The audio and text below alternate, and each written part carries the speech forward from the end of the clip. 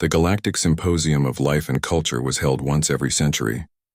Delegates from across the stars gathered within the crystalline halls of the Spire Nexus, a station suspended between twin suns. Representatives of 5,000 species shared their discoveries, myths, and wonders of their home worlds. It was said that understanding each other's origins was the key to eternal peace. When the human delegation arrived, the laughter began. Humans were the youngest species to earn a seat in the council. Newcomers from a world classified as a borderline death world. The council had reviewed their planetary data. Gravity too strong, radiation levels too high, weather patterns violent and unstable, biosphere filled with toxins and carnivorous life. Most species could not imagine how a sapient race could have emerged there. Yet humans had. That alone made them a curiosity. But the curiosity turned to humor when the first human cultural presentation was announced. The topic: Predators of Earth. Delegates chuckled as the human, dressed in simple diplomatic attire, stepped up to the central dais. His name was Reed. He was calm, steady, and polite, as most humans were trained to be when dealing with fragile alien sensibilities. The amphitheater shimmered with holographic projections of the Earth's oceans and jungles. Reed began with a smile. Esteemed council members, our world is home to countless species. Many of them are beautiful. Some are gentle, others are efficient in ways that defy comfort. Soft laughter rippled through the chamber. A winged Tasali leaned toward a crystalline Yoon and whispered, "Ah yes, more Deathworld bravado." The Yoon responded, its form rippling with light. "They enjoy frightening others. It is their defense," Reed heard the murmurs. He continued anyway. "The creature I wish to introduce to you today is known as the shark." The hollow shifted. A vast blue ocean filled the air. A streamlined figure glided through it, gray and silent. Rows of teeth shimmered beneath its lips. Its eyes were black, empty of emotion. "This," Reed said, "is an apex predator of our oceans. It has existed for more than 400 million years. It survived every extinction event that erased countless others. It has outlasted entire species that once ruled the seas." The delegates murmured again, but this time quieter. The hollow zoomed in. The shark swam forward with relentless grace, its tail slicing water with perfect rhythm. "What does it feed on?" asked a silicate being from the outer belts. "Anything it can catch," Reed replied. "Fish, seals, smaller sharks, sometimes even ships if the scent of blood draws it close enough." The audience chuckled nervously. A spindly Yalaran clicked its mandibles. "Surely you jest, human." "This creature attacks your own kind?" Reed nodded. "Yes.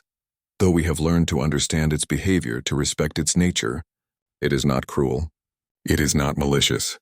It is simply efficient." He tapped a control. The hollow changed.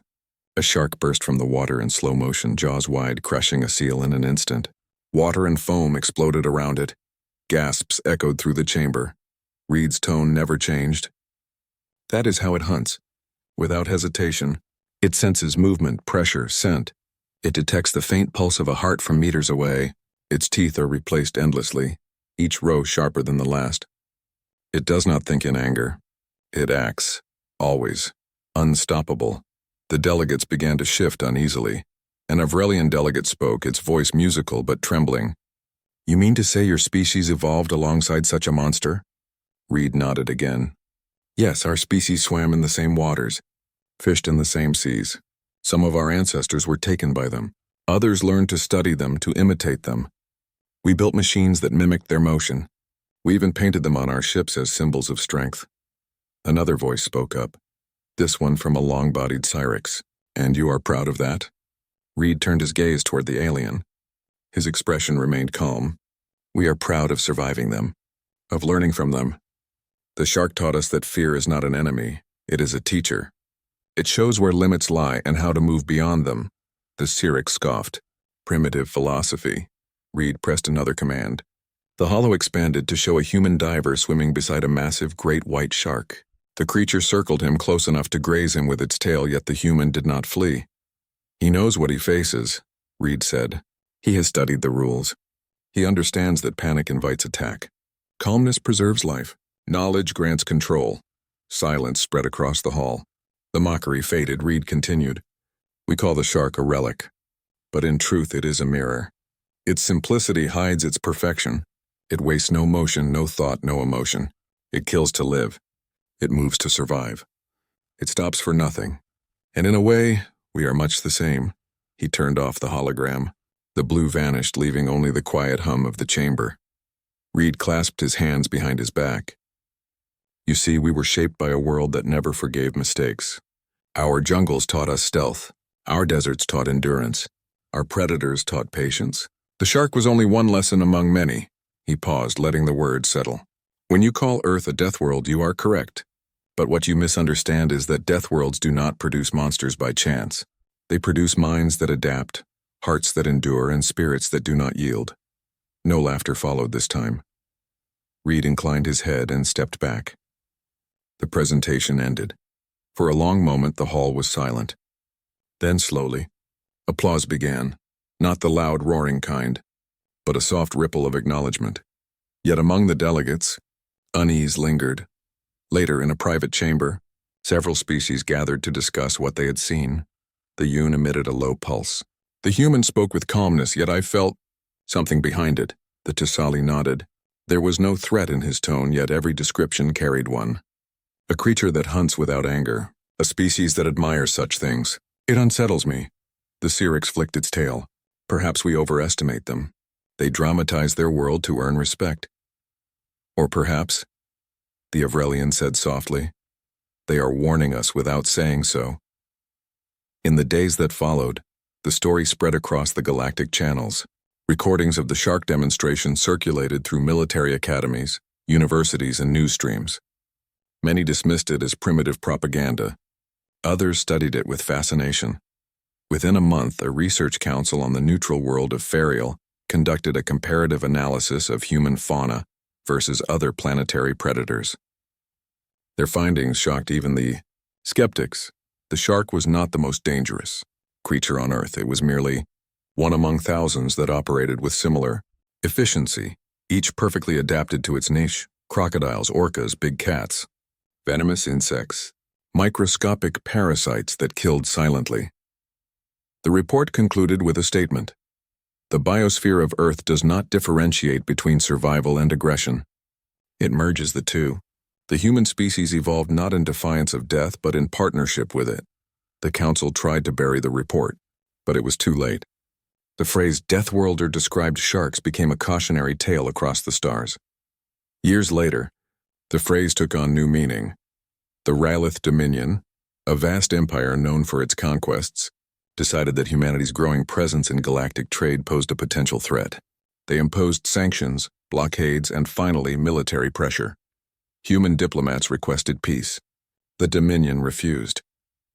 In the outer colonies, human fleets withdrew silently from border space. Galactic observers mocked their hesitation, saying that the Deathworlders finally met real civilization. Then came the Battle of Vera 9. The Dominion's armada entered human-claimed space, confident in their numbers. The system's sun was bright, its planets rich in resources. Their ships spread in formation, ready to broadcast surrender demands. Instead, a single human ship appeared. It bore no symbols, no colors. Its surface shimmered like a predator's hide beneath the waves. It moved slowly, deliberately. The Dominion commander hailed it. No response. He ordered the ship scanned. The readings made no sense. Its systems appeared dormant, power signatures faint. The commander laughed, believing it to be a relic or a bluff. He fired a warning shot. The beam struck the ship's hull. For a heartbeat, nothing happened. Then the human vessel vanished from sensors. Moments later, it appeared behind the Dominion's flagship. No signal preceded it. No warp trace followed. Before the commander could react, the human vessel fired once. A single silent burst. The flagship split apart, debris spinning into the void. The human ship turned. It moved through the fleet with the same grace as a shark through a school of fish. No wasted motion, no hesitation. Every strike was final, every impact precise. Hours later, the Dominion fleet ceased to exist. A single transmission echoed through the system, broadcast from the human ship. The voice was calm. We asked for peace. You smelled weakness. You were wrong. We learned long ago from our oceans that mercy and survival are not always the same. Across the galaxy, the message spread.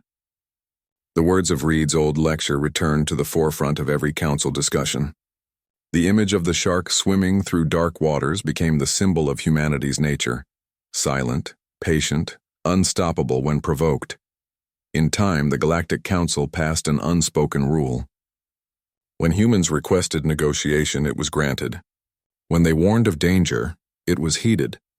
And whenever a new species joined the stars and laughed at Earth's reputation, someone would show them the old hologram of the shark. They would watch its dark eye glide through the water, its endless rows of teeth gleaming. Then they would rem,